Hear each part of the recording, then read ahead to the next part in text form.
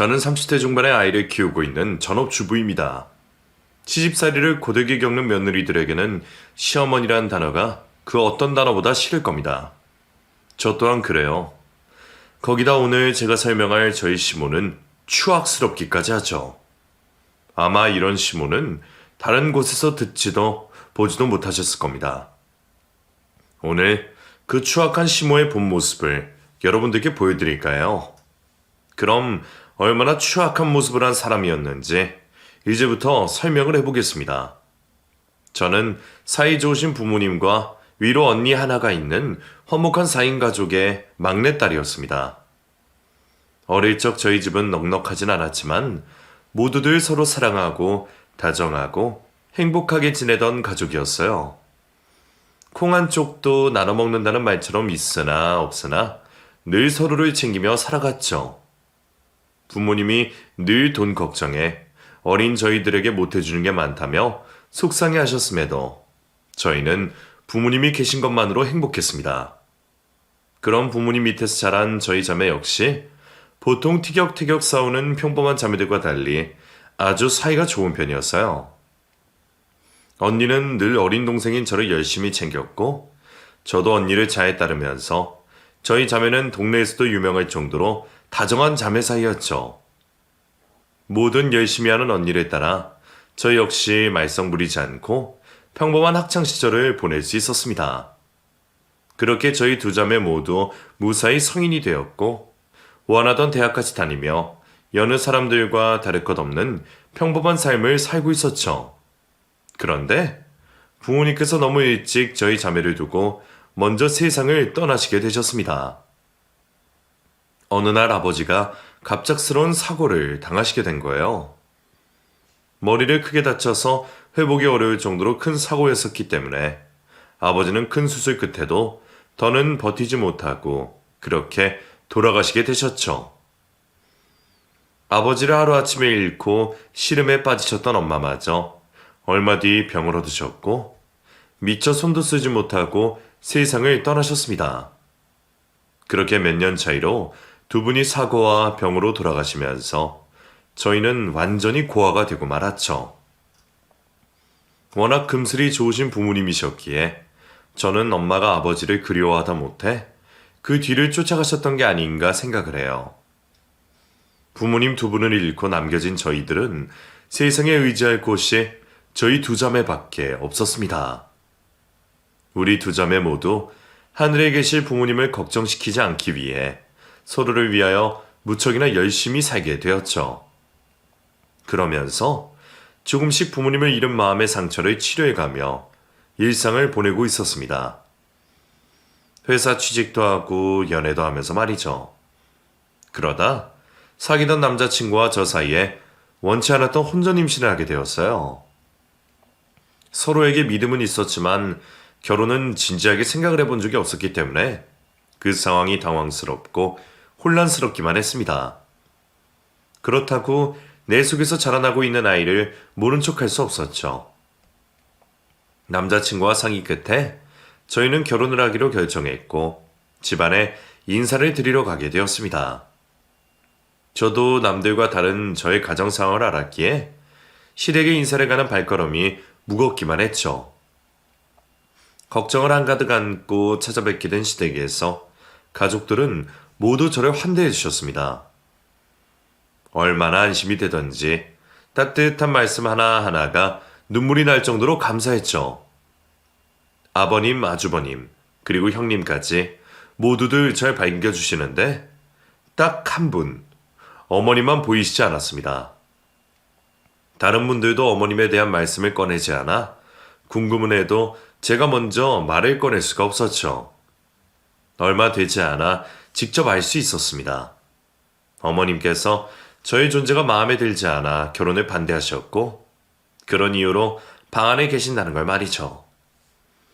자신을 제외하고 온 가족들이 화목하게 시간을 보내자 이에 화가 나신 어머니께서 직접 밖으로 나오시면서 알게 되었어요. 다들 웃음이 나와? 잘 키운 아들, 동생을 저런 애와 결혼시킨다는데 제가 우리 청수와 비교해서 맞춰주는 게 뭐가 있다고 다들 이러는 거야? 예, 나 너 며느리로 인정 못한다. 그러니까 우리 집에 발붙일 생각하지 말고 나가라. 이 사람이 갑자기 왜 나와서 산통을 깨? 당신 밖에 나가서 나랑 대화 좀 하자고. 민정아, 내가 대신 사과하마. 저 사람 말한 거 흘려 듣고 마저 이야기도 나누고 있어. 아버님께서 어머님을 데리고 나가 더 심한 말을 듣지 않았지만 단 몇 마디만으로 전 어머님께서 절 어떻게 생각하시는지 충분히 알 수 있었습니다. 그럼에도 나머지 가족분들께서 저를 좋아해 주셨고 저와 남편 또한 결혼에 대한 의지가 강했기 때문에 어머님의 반대에도 불구하고 결혼식을 강행하게 되었죠. 언니밖에 없는 저희 집 상황으로 상견례는 생략을 할 수 있었지만 사돈들 집안끼리 인사할 자리를 마련해야 하지 않겠냐며 형식적인 상견례 자리를 하게 되었어요. 그런데 그 자리에 안 오실 줄 알았던 어머님께서 나와 계셨고 그로 인해 분위기가 처참하게 변했습니다. 저희 집 어른으로 나온 언니를 보자마자 독설을 한 거죠. 시모는 언니를 보며 나이가 어리다, 부모가 없어 배운 게 얼마나 있겠냐 등등 노골적으로 언니와 우리 집 비하를 했습니다. 언니도 화가 많이 나 보였지만 내 시모가 될 어머님이었기에 저를 생각해서 아무 말도 못하고 얼굴만 붉히고 있었죠. 이번에도 열애내는 어머님을 말렸던 사람은 아버님과 다른 가족들이었어요. 그렇게 다른 가족들이 어머님에게 주의를 주고 진정을 시킨 뒤에야 결혼 이야기에 대해 정상적으로 대화할 수 있었죠. 이후 시부모님께서 정하신 결혼 날짜를 받아 급히 결혼 준비를 하고 있었습니다. 그런데 식만 올리면 되는 상황에서 아버님 사업에 문제가 생기게 되었고 집안이 주저앉게 되었죠. 아버님의 동업자이자 절친한 친구인 사람이 회사 자본으로 횡령을 하다 감당이 되지 않자 사업자금과 함께 투자금을 가지고 도망을 친 거예요. 아버님과 남편, 아주버님까지 동업자 박윤철 씨를 잡겠다고 전국을 돌아다니기 시작했죠. 그러다 큰 충격을 받으셨던 아버님께서 무리까지 한 탓에 세상을 떠나시게 되었습니다. 그래서 당연히 저희 결혼식은 미뤄지게 되었죠. 그런데 어머니께서는 아버님께서 사망한 이유마저 제 탓으로 돌리셨어요. 결혼식만 아니었더라도 동업자의 수상한 낌새를 눈치챘을 거라고 말하면서 말이죠. 결혼 반대는 저와 우리 집 상황으로 인해 그렇다고 넘길 수 있었지만 억지 이유를 가지고 제 탓을 하는 시모를 보며 시집살이가 쉽지 않을 거라고 예상하게 되었죠. 이후 저희들은 시댁의 집안 사정으로 인해 결국 결혼식을 올리지 못하고 혼인신고만 한 채로 결혼 생활을 시작하게 되었습니다. 일생에 한 번뿐인 결혼식을 하지 못해 저도 아쉽기는 했었지만 어차피 모실 부모님도 안 계신 전 그런 불평도 사치였어요. 그래도 남편과 드디어 한 가족이 되어 내 가정이 생겼다는 것은 무엇보다 기쁘고 행복한 일이었습니다. 부모님이 돌아가신 이후로 늘 따뜻한 가정의 울타리가 그리웠던 전 남편과 시댁 식구들까지 가족들이 생긴 것이 저는 좋았죠. 아버님이 돌아가시고 얼마 안 되어 결혼 생활을 시작했기에 시기가 좋지 않았지만 다행히 시댁 식구들은 모두들 저를 신경 써주시고 제게 잘해주려 하셨어요. 특히나 먼저 아주버님과 결혼하신 형님께서는 결혼식도 못 올리고 시집온 동서가 걱정되시는지 시어머니 몰래 저를 도와주시고 이것저것 많이 챙겨주려 하셨죠. 같은 며느리 입장이기는 해도 생판 남이었던 저를 동생처럼 생각해 주시는 게 참 감사했습니다. 하지만 유일하게 결혼 전부터 저를 못마땅해 하셨던 시어머니께서는 결혼 후에도 저를 좋아하지 않으셨어요. 무슨 일만 있으면 모두 제 탓, 제 욕을 하시면서 걸핏하면 저를 쥐잡듯이 잡으려고만 하셨습니다. 집안에 여자가 잘 들어와야 하는 법인데 어디서 저런 재수없는 들어와서 우리 집안 복까지 다 가져가는 거 아닌지 몰라. 지아버지가 누구 때문에 그렇게 됐네 말이야. 그러게 정숙이는 왜 하필 저런 볼품없는 고아를 데려와가지고 끝까지 내 속을 썩일까. 밖에 널리고 널린 게 여자인데 말이야. 시어머니는 제가 재수없게 부모 이름 고하라며 늘 저를 무시하고 저와 저희 집안을 욕보이셨습니다. 저야 그런 시어머니를 모르고 결혼한 것도 아니고 알고서도 제가 선택한 시댁이었으니 감수를 해야 했지만 시어머니가 저에게뿐만 아니라 아무 잘못 없는 저희 언니까지 무시하는 걸 보면 저는 늘 가슴이 찢어지는 듯 했어요. 어머니, 이거 저희 언니가 어머님 드리라고 했어요. 내 선물이야? 예, 영양제라고 하던데요. 영양제? 너희 언니는 뭐 이딴 걸 선물이라고 보내고 있어?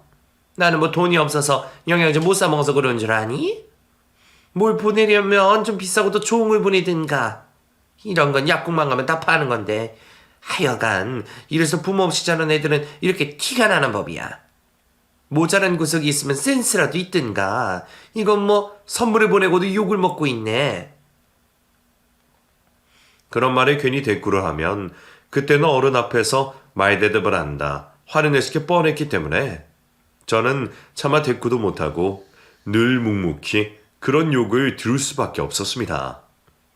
그런 제가 시어머니가 바라시던 아들이 아니라 딸을 낳은 뒤로는 돌아가신 저희 부모님까지 거들먹거리셨죠. 너는 참 밉다. 밉다 하니까 이렇게 미운 짓만 골라서 하니? 그냥 나처럼 아들 하나 나오라 그랬더니 어디서 쓸모도 없는 딸이 나왔어? 아이 낳고 누워있는 제게 딸을 낳았다며 악담을 쏟아붓는 시어머니가 심하긴 하셨는지 오죽하면 남편과 아주버님께서 그런 시어머니를 말리고 계셨습니다. 그러자 시어머니는 그게 기분 나쁘셨는지 돌아가신 시아버님 얘기까지 하시며 동정을 얻어 다른 식구들의 입을 열지도 못하게 만드셨어요. 뭐? 아니, 그렇다고 내가 내 며느리한테 섭섭한 말도 못하니? 어쩜 다들 나한테만 뭐라고 할 수가 있어. 나도 속이 상해서 이러는 거야. 나처럼 남편 먼저 떠나고 나면 아들도 없이 어떻게 살겠나 했어. 그래서 엄마한테는 아들이 든든하다 싶어서 아직도 간 얘기를 가지고 왜들 나를 매도하니. 내가 이 나이에 자식들한테 이런 대접 받을 줄 알았으면 그냥 네 아버지 가실 때 따라갈걸. 세상에 여보, 내가 자식들한테 이렇게 구박을 받고 며느리 눈치 보면서 살아요. 여보, 나 이 꼴 보게 하려고 일찍 갔어? 아이고, 내가 죽어야지. 자신이 불리할 때면 늘 그런 식으로 시아버지 얘기를 꺼내셨어요. 일찍 남편 보내고 세상 시름을 전부 혼자 짊어진 것처럼 비극의 주인공을 연기하시는 시어머니 앞에서 다른 식구들은 더 이상 말을 할 수 없었죠. 그런 일이 있고도 저는 제 딸을 잘 기르며 여전히 시어머니 비위를 맞추기 위해 노력하고 있었습니다. 그나마 손녀라 보고 싶지 않아 하시는 게 다행이었는지 저는 시어머니를 자주 보지 않아 조금 편하기도 했어요. 하지만 아쉽게도 남편은 어린 딸을 두고도 한참 바쁠 수밖에 없었습니다. 이전부터 계속 찾아다니던 아버님의 동업자 때문이었죠.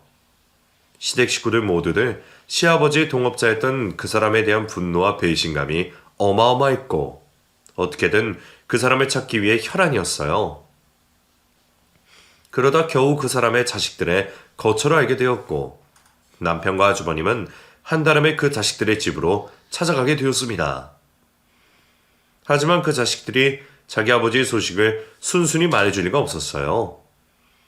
그 동업자의 자식들은 자기들도 아버지와 연락이 끊긴 지 오래라며 아무것도 모른다는 소리만 했습니다.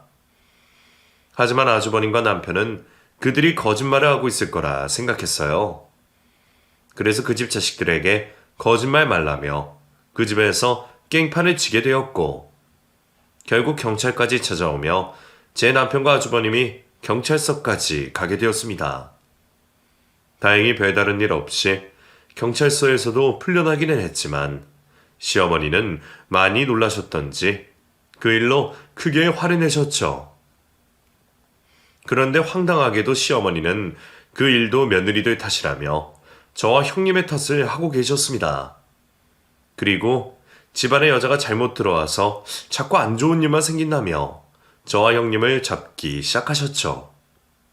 그러자 형님이 더 이상 참지 못하고 시어머니께 한 소리를 하게 되었어요. 어머니, 이게 어떻게 저희 탓이에요? 탓을 하자면 아버님 그렇게 만든 그 사람이랑 그런 사람 감싸는 그 자식들 탓이죠. 왜 매번 무슨 일이 있을 때마다 가만히 있던 저랑 동서가 욕을 먹어야 하는지도 모르겠고 어머니가 아버님 일에 덤덤하신 것도 저는 이해가 안 되네요. 시어머니 성격을 알기 때문에 평소에 많이 참으시던 형님이 얼마나 억울하셨으면 그러실까 싶었죠. 하지만 시어머니는 감히 시어머니에게 대든 며느리들이 달갑지 않으신지 그날 이후로 저희를 보지 않으셨습니다. 며느리들한테야 그렇다 해도 심지어 아들들 연락까지 거부하시는 탓에 걱정이 되기는 했지만 한편으로는 지긋지긋한 시어머니를 보지 않고 그 악다구니를 듣지 않아도 되어서 마음이 가벼웠어요. 오히려 어머니 쪽에서 먼저 연락을 끊으신 게 저는 반갑기까지 했죠. 덕분에 저는 결혼한 뒤로 가장 속 편한 시간을 보낼 수 있었습니다. 시어머니를 보지 못한 지 반년이 넘어갔던 어느 날, 시어머니가 제게 오랜만에 전화를 해오셨습니다. 그리고는 저를 혼자 조용히 집으로 오라고 부르시더라고요. 그렇게 찾아갔던 시어머니 댁에서 시어머니 품에 안겨있는 아기를 보게 되었습니다. 어머니, 그 애는 누구예요? 내 아들이야. 사실 내가 만나는 사람이 있었어. 남편 죽고 내가 오죽 힘들었니? 그래서 나도 마음이나 나눌 겸 연애를 좀 했는데 아유 글쎄 내가 임신을 했지 뭐니. 나도 내가 이 나이에 임신할 줄은 몰랐지. 그렇다고 생인애를 없앨 수도 없고 그동안 너희들한테 말도 못하고 나 혼자 애를 낳았다. 시어머니는 다른 식구들이 전혀 모르는 사이 누군가와 연애를 하시고 그분과 아이까지 낳았다고 말씀하셨어요. 그리고는 늦은 나이에 육아가 너무 힘드시다며 제게 시어머니 아이를 맡아달라 하셨죠. 내가 이 나이에 무슨 욕을 하겠니? 그래서 말인데 세아가 네가 한 달만 애 좀 잘 봐주렴? 예? 제가요? 여기서요? 그래. 다른 식구들한테는 아직 비밀로 해야 할 것 같아서 말이야. 그러니까 네가 정서 때 대충 둘러대고 한 달만 여기 왔다 갔다 하면서 애 좀 봐줘. 내가 어디 너 말고 어디 붙어갈 곳이 있겠니? 저도 혼자 어린 딸을 돌보느라 힘든데 밖에서 나온 누뚱이 아들까지 돌봐달라 하시는 시어머니의 부탁이 황당했지만 저는 그 부탁을 거절할 수 없었습니다. 그렇게 저는 오랜만에 또다시 시집살이에 시달릴 수밖에 없었죠. 정말 친자식이 맞긴 한지 시어머니는 아이 일이 유난스러울 정도로 챙기시면서도 힘이 붙인다며 모든 육아를 제게 떠넘기셨고 그래서 저는 한 달 동안 제 딸 얼굴보다 그 아이 얼굴을 더 자주 보게 되었죠. 그러다 보니 그 아이 얼굴이 익숙해져서 그런가 자꾸 어디선가 본 것 같다는 생각이 들기 시작했어요. 그리고 순간 한 사람이 떠올랐습니다. 남편이 반드시 찾아내겠다며 매일같이 들여다보던 그 사진 속의 인물, 박윤철 씨였죠. 시어머니는 제가 그분 얼굴을 모르는 줄 아시겠지만 남편이 매일 사진을 들여다보는 걸 자주 접한 덕분에 저도 그 사람 얼굴은 길 가다가도 알아볼 정도로 익숙해져 있었습니다. 그런데 시어머니의 늦둥이 아들 얼굴과 그 사람 얼굴의 몽고 반점이 위치며 생김새까지 너무 비슷하게 닮아 있었어요. 얼굴에 있는 몽고 반점이 흔한 건 아니지만 그렇다고 설마 어머니와 그 사람이 연인 관계일 거라고는 생각할 수 없었기에 저도 처음에는 말도 안 되는 생각이다 싶었습니다. 하지만 이 아이 얼굴을 들여다볼수록 왜 그렇게 그 사람과 닮은 것 같은지 저는 참아하지 못할 생각을 자꾸 할 수밖에 없었어요. 아이의 얼굴을 보자마자 떠오른 의심이었지만 단정 지을 수는 없었어요. 섣부른 판단으로 사실이 아닌 말을 가족들에게 했다가는 감당할 수 없는 후폭풍이 몰아칠 게 뻔할 테니 말이죠. 심증이 아닌 확실한 증거가 필요했습니다. 전 남편 몰래 시모가 맡긴 아이를 돌보며 제가 의심하고 있는 상황을 어떻게 밝혀내야 할지 고민을 하게 되었죠. 그렇게 답답한 나날들이 길어지다 제 머릿속에 한 가지 생각이 스쳐 지나갔습니다. 제 추측처럼 시모 낳고 맡긴 아이의 아빠가 박윤철 씨라고 한다면 이전에 본 적 있는 박윤철 씨 아들들과 유전자가 일치할 거라고 생각을 했어요. 유전자 검사에 필요한 박윤철 씨 아들들의 샘플이 필요했습니다. 그것들을 얻어내는 건 그다지 어렵지 않았어요. 조금의 거짓말만 남편에게 하면 되었죠.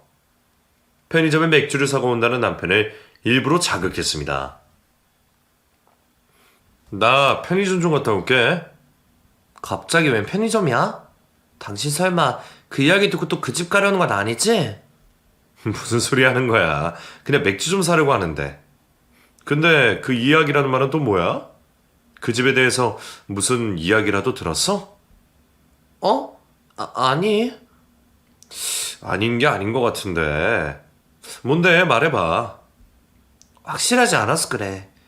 내가 어머님 집에 왔다 갔다 하면서 들은 건데, 박윤철 씨 그 사람 있잖아.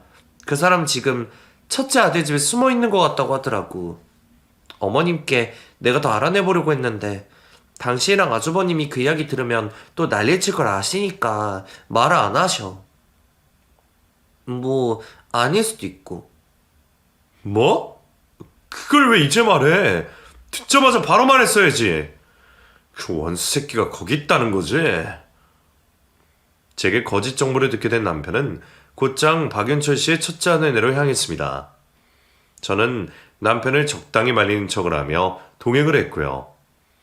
그 집을 도착을 한 남편은 곧장 초인종을 누르고 문을 두들기며 소란을 피기 시작했고, 이를 제지하러 집안에서 첫째 아들이 나왔죠. 곧 아버지의 원수를 잡으려 집안으로 들어가려는 남편과 이를 저지하는 박윤철 씨의 첫째 아들 간의 몸싸움이 생기게 되었습니다. 과격해지는 두 사람의 다툼에 저는 중간에 끼어들어 말리는 척을 하며 첫째 아들의 머리카락을 벗고 면봉으로 침을 채취했죠. 난리가 난 덕분에 아무런 의심을 받지 않고 유전자 검사에 필요한 샘플들을 확보할 수 있었어요. 얼마 뒤 제가 미리 신고를 해둔 경찰이 왔고 남편과 남자를 말리곤 남편을 대신하여 집안을 확인했습니다. 당연히 박윤철 씨는 없었죠.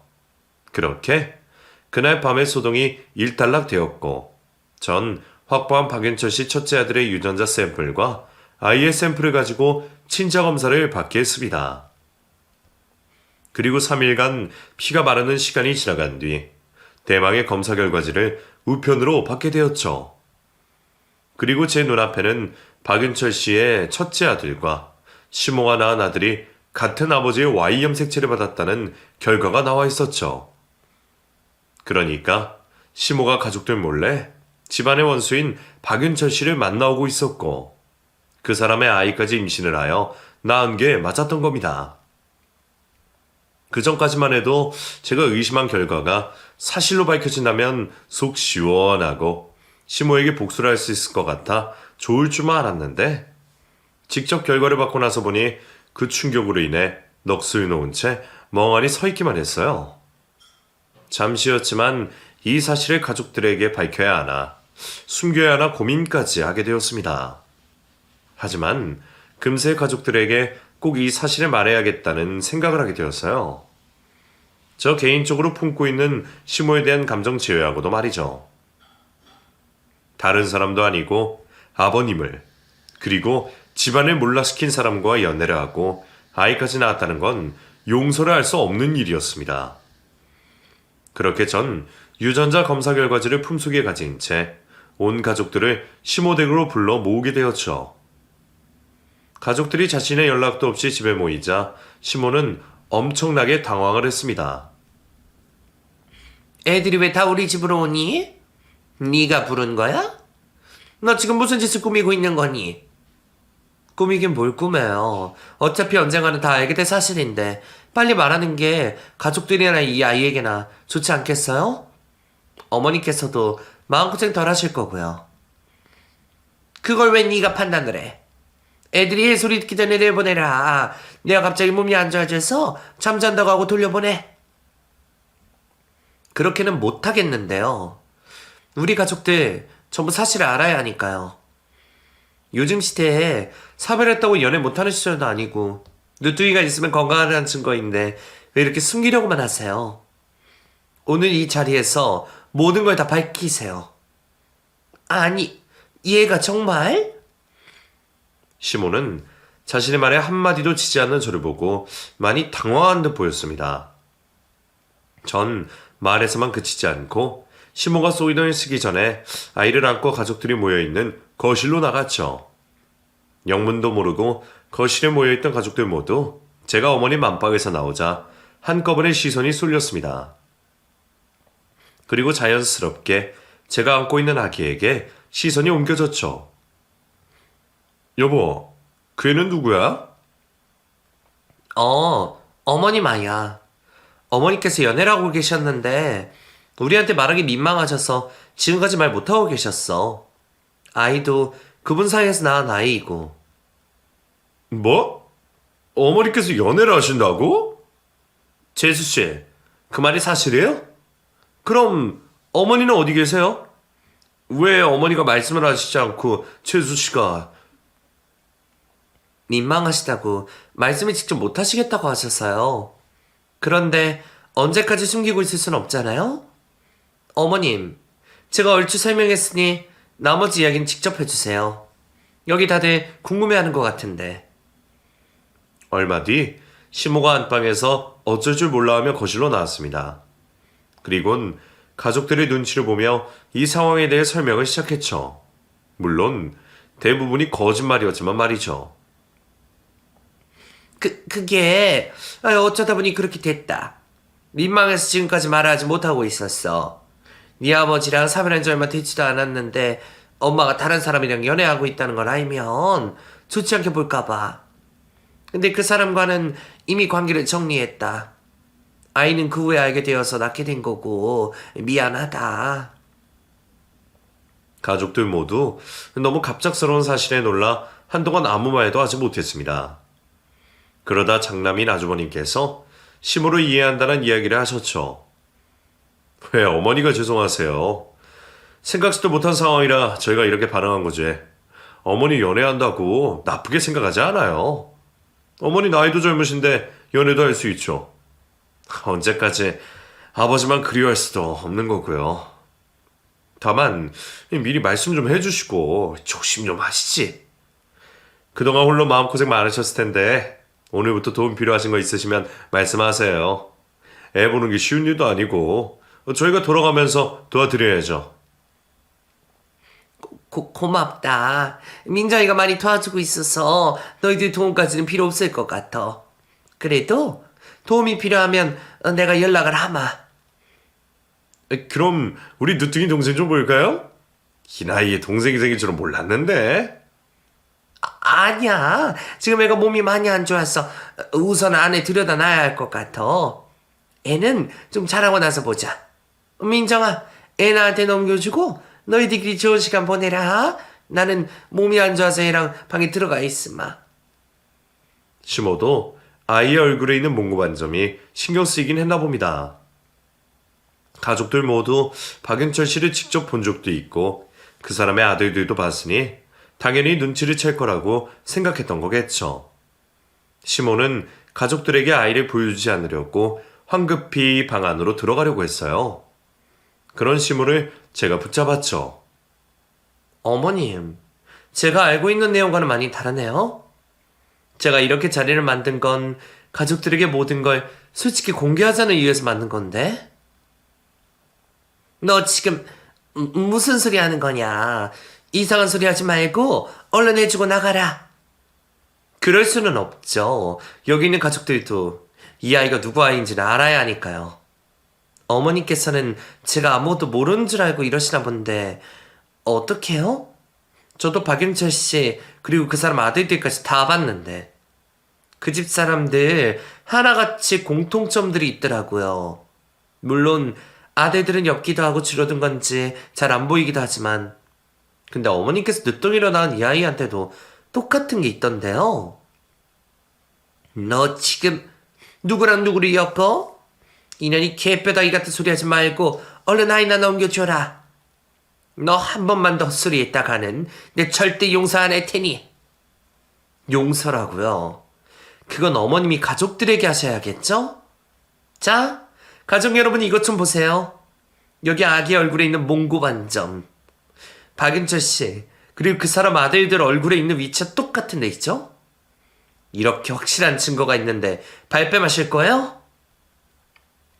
그렇게 제가 가족들에게 아기의 얼굴을 보여주자 가족들은 전부 믿을 수 없다는 표정을 한 채로 얼어붙어 버렸습니다. 조급해진 시몬은 아이를 제품에서 데려가며 말도 안 되는 억측이라 주장했죠. 그게 무슨 소리야? 니년이 우리 집을 얼마나 어떻게 보면 그런 말을 함부로 입에 올려? 겨우 비슷한 부근에 몽고 반점이 있다는 걸로 그따위 말도 안 되는 소리를 뱉어? 너 우리 집안 사람들이 다툼 만들고 폐가 망신 만들려고 작정했냐? 겨우 몽고 반점으로 가족관계라고 주장하면 우리나라 사람들 전부 형제고 자매이기에 너는 애도 낳았다는 년이 그딴 무식한 소리를 하니? 그래 이제 알겠다.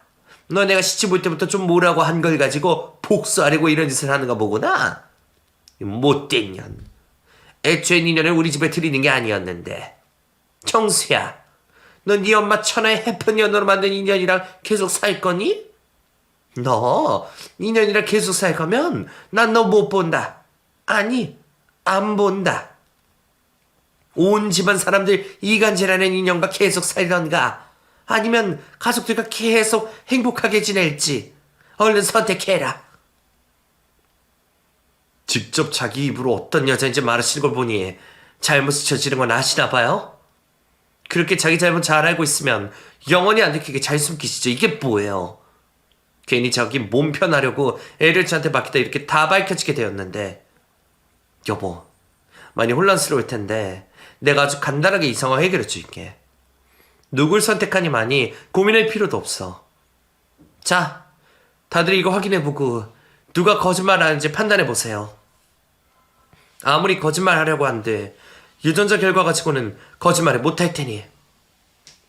마침내 제 가슴에 품고 있었던 유전자 검사 결과지를 가족들에게 보여주게 되었습니다. 시몬은 입이 바짝바짝 타들어가는 모습이었어요. 그리고 자신이 불리하다고 느껴진 건지 또다시 동정심을 유발하며 모두를 속이려고 했죠. 바로 그 자리에서 쓰러지는 척을 하더라고요.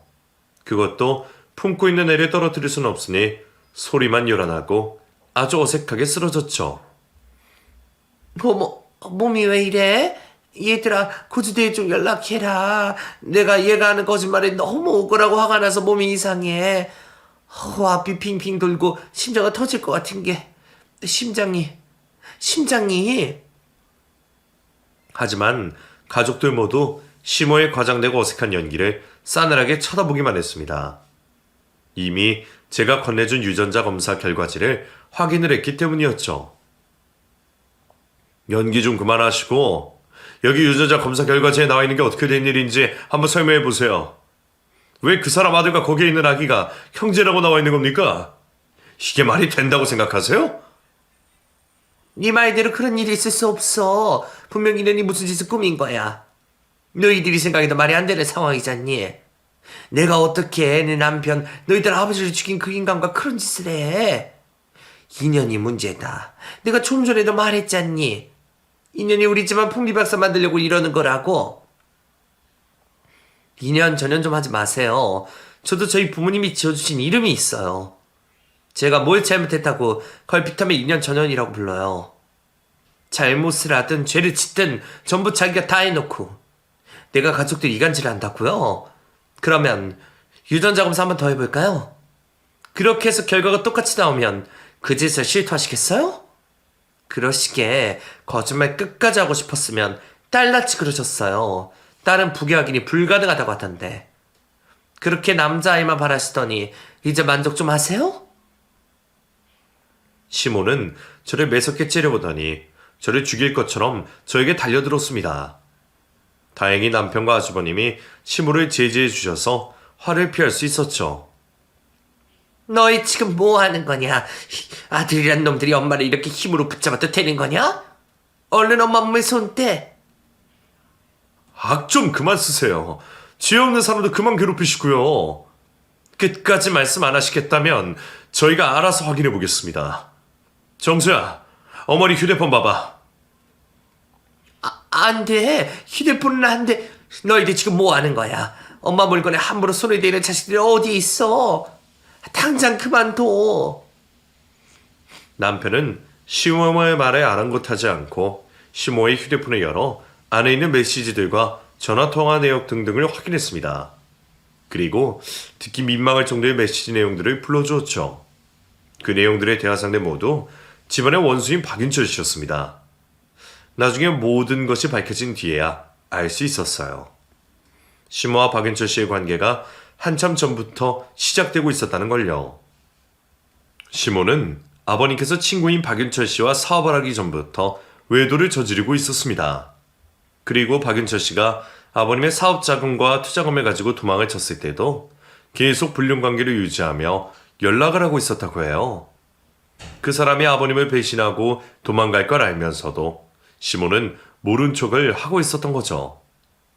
이후 가족들 전부가 그 사람을 찾아 전국을 돌아다니고 있을 때도 시모는 박윤철 씨가 숨어있는 장소와 연락처를 알고 있었지만 알려주지 않았습니다. 그러다 아버님께서 세상을 떠나시게 되었죠. 오히려 두 사람은 그 상황을 바랬던 것 같습니다. 아버님이란 존재가 사라져야 두 사람이 들킬 걱정 없이 불륜을 마음껏 즐길 수 있었으니까요. 그런데 아들들이 아버님의 원수인 박윤철 씨를 눈에 불을 켜고 찾아다니니 불안할 수밖에 없었고, 그런 이유로 자식들 걱정을 하는 척 저와 형수를 혼내며 자신의 불륜남을 찾는 일을 말리고 있었던 겁니다. 그래야 더 마음 편히 불륜을 즐길 수 있으니까 말이죠. 그러다 그 나이 들어 임신은 남의 얘기라고 생각한 시모에게 아이가 생기게 되었고, 그 상황이 벌어지게 된 거였죠. 다시 그날로 돌아가서 그때는 그렇게까지 자세히 두 사람의 사이를 알지는 못했습니다. 남편이 읽은 메시지 내용으로 두 사람이 오래된 불륜 관계이고 그 자리에 있는 아이가 두 사람의 아이라는 것까지만 알고 있었죠. 하지만 그것만으로 충분했어요. 시모가 얼마나 추악하고 더러운 사람인지 알게 되는데 말이죠. 저만 그렇게 생각했던 게 아닙니다. 남편과 아주버님은 시모에게 저보다 더 많은 배신감과 증오를 가지게 되었죠. 모든 것을 인정하는 시모의 울음이 터지자 남편이 이성을 잃고 시모에게 달려들었습니다. 당신 미친 건 아냐? 당신이 그러고도 우리 엄마라고 할 수 있냐고? 그 새끼가 우리 집안에 어떤 사람인지 뻔히 알고 있잖아. 그런데 그런 새끼가 불륜 관계였다고? 당신 정말 미쳤어. 이제 다 필요 없어. 당신 내가 지옥 끝으로 보내버릴 거야. 나도 당신 같은 엄마는 필요 없다고. 이대로 남편을 가만히 두었다가는 정말 큰일이 날 것 같아 남은 가족들 모두가 남편을 말리러 붙어야 했어요. 좀처럼 남편이 진정을 못하자 아주버님이 나서서 남편을 진정시켰죠. 정수야, 그만해. 나도 너랑 똑같은 마음이지만 그렇게 해서 되겠니? 형이 저 여자 그리고 그 새끼 꼭 죄값 받게 해줄게. 그러니 그만해라. 형도 네 마음 다 알아. 너도 재수씨와 수연이 생각해야지. 그리고 아버지께서 이렇게 하는 거 원하실 것 같아? 이제 다 왔어. 그 새끼 잡아서 경찰에 쳐놓고 저 여자도 평생 죄값 받으며 고통 속에 살게 하자. 아주버님의 말씀에 남편은 무너지듯 바닥에 주저앉아 오열을 하였습니다. 동생을 진정시킨 아주버님은 크게 한숨을 쉬고 나선 뒤 뒤를 돌아 시모에게 원망 섞인 말들을 쏟아내셨죠. 나도 정수 마음과 다를 것이 없습니다. 저뿐만 아니라 우리 가족 모두 마찬가지고요. 당신의 남편, 우리의 아버지를 죽인 놈과 그런 짓을 하고 있었다는 게 사실이 밝혀진 지금도 믿겨지지 않을 만큼 믿을 수 없는 이야기라고 생각돼요.